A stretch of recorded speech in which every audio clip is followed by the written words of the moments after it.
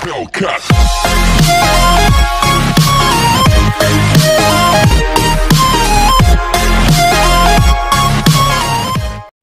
Assalamualaikum warahmatullahi wabarakatuh. Welcome back to my channel Citra Cesarea.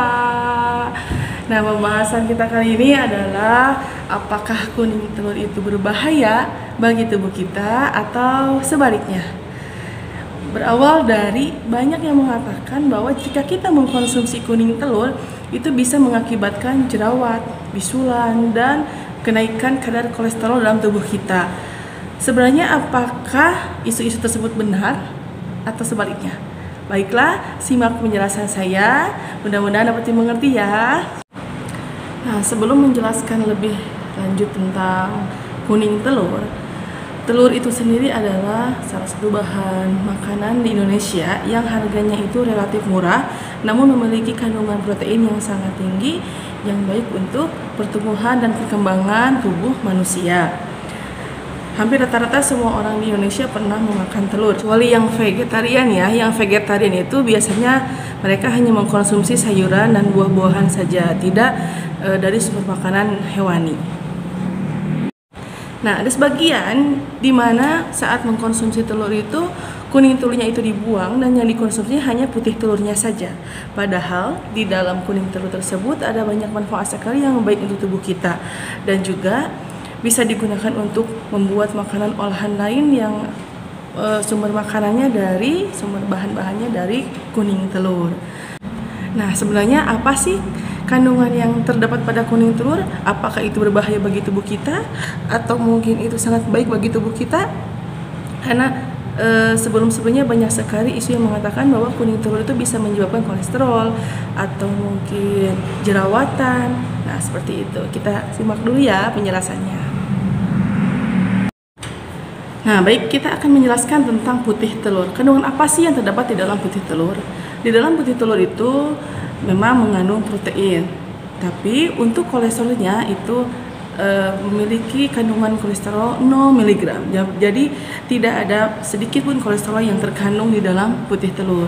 Mungkin dari data tersebut banyak orang yang lebih memilih mengkonsumsi putih telurnya daripada kuning telurnya karena takut kolesterol. Nah, sekarang bagaimana dengan kuning telurnya? Di dalam setiap 100 gram telur atau kurang lebih 2 butir telur terdapat 147 sampai 162 gram kalori. Untuk proteinnya terdapat 12,8 gram protein, lemak 9,94 sampai 11,59 gram lemak, dan untuk karbohidrat 0,79 gram karbohidrat. Selain itu, pada telur juga mengandung zat gizi mikro yang diperoleh dari kuning telur, seperti kalsium, zat besi, fosfor, zinc, magnesium, tiamin, vitamin B5, B6, B9, B12, ada juga vitamin A, vitamin D, vitamin E, vitamin K. Selain itu ada juga asam lemak omega 3, kolin, dan leusin. Nah, kandungan-kandungan itulah yang terdapat pada kuning telur. Lalu yang jadi masalahnya itu apa? Banyak orang yang tidak mengkonsumsi kuning telurnya atau yang membuang kuning telurnya saat sedang dimakan. Berarti yang jadi masalahnya yaitu kembali lagi ke awal bahwa di dalam putih telur itu tidak ada kolesterolnya, 0 mg kolesterol. Dan di dalam kuning telur itu terdapat kolesterol dan hampir mencapai kurang lebih 182 mg kolesterol atau sekitar 62% dari kebutuhan harian kita. Nah, jika kita makan 2 butir telur saja, itu berarti sudah cukup untuk memenuhi kebutuhan harian kita.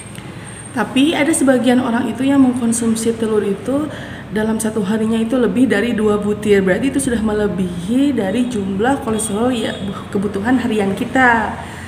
Nah, itulah yang menjadi permasalahan. Nah, karena yang jadi permasalahannya itu adalah kadar kolesterol yang tinggi pada kuning telur. Nah, kita bahas dulu. Yang namanya kolesterol itu ada 2. Yang pertama ada kolesterol yang baik dan yang kedua ada kolesterol yang jahat.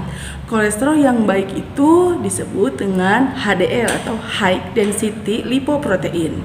Nah, kolesterol yang baik ini dia kalau dikonsumsi itu justru akan membawa kolesterol yang jahat diuraikan kembali di dalam hepar sehingga tidak menimbulkan plak pada pembuluh darah. Kalau kolesterol yang jahat atau biasanya disebut LDL, Low Density Lipoprotein, ini adalah kolesterol yang bila mana kita mengkonsumsi secara berlebihan, maka kolesterol ini akan menjadi plak di dalam pembuluh darah. Nah, dapat diketahui bahwa ternyata kalau kita mengkonsumsi makanan yang mengandung LDL, ternyata masih ada HDL yang bisa membantu melepaskan plak-plak tersebut dan dibawa ke hepar untuk diuraikan kembali. Pada kuning telur itu sendiri, ternyata di dalam kuning telur selain ada kolesterol yang jahat seperti yang tadi disebutkan disebut dengan LDL atau Low Density Lipoprotein, di dalam kuning telur juga terdapat HDL atau High Density Lipoprotein. Nah, dari mana itu berasalnya? Karena di dalam kuning telur itu mengandung omega 3. Omega 3 itu bisa mengurai atau melepaskan plak sehingga dapat terlepas dari pembuluh darah dan diuraikan kembali di dalam hepar. Karena omega 3 itu disebut juga sebagai kolesterol yang baik atau High Density Lipoprotein.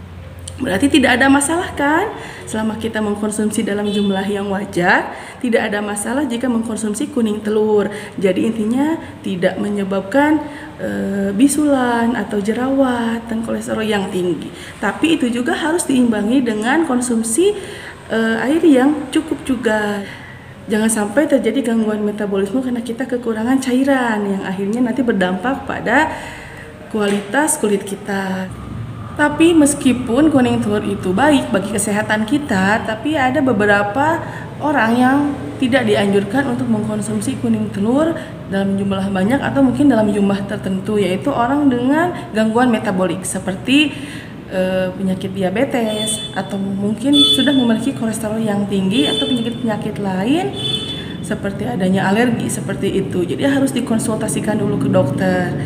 Dan bagi yang sehat berarti sah-sah saja ya, tidak ada masalah jika mengkonsumsi telur bersama kuning telurnya. Justru itu akan sehat untuk tubuh kita. Nah, untuk jawabannya tentang permasalahan kuning telur sudah terjawab ya. Tapi ada satu lagi, yaitu penyajian telur. Penyajian telur juga sangat mempengaruhi kadar kolesterol yang terdapat pada telur. Misal, untuk telur yang direbus dan untuk telur yang digoreng itu pasti beda antara kadar kolesterolnya. Berarti bisa kita hitung sendiri kandungan kolesterol pada minyak itu sampai berapa miligram ya. Kalau direbus kan tidak mengandung minyak dan tidak meningkatkan kadar kolesterolnya. Oke teman-teman, pembahasan tentang apakah kuning telur itu berbahaya bagi tubuh kita atau tidak sudah selesai.